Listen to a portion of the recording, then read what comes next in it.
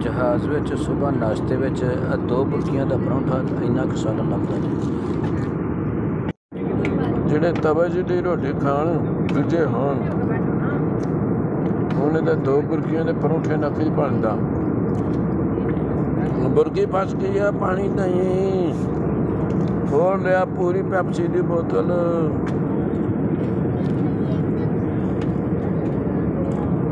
ਤੁਹਾਡਾ ਬੇੜਾ ਤਰਜੇ 1-1 ਇੰਚ ਦਾ ਤੁਹਾਡਾ ਪਰੌਂਠਾ, ਮੈਂ ਤਾਂ ਪੂਰੇ ਤਵੇ ਜਿੱਡਾ ਪਰੌਂਠਾ ਖਾਣਾ ਵਾ।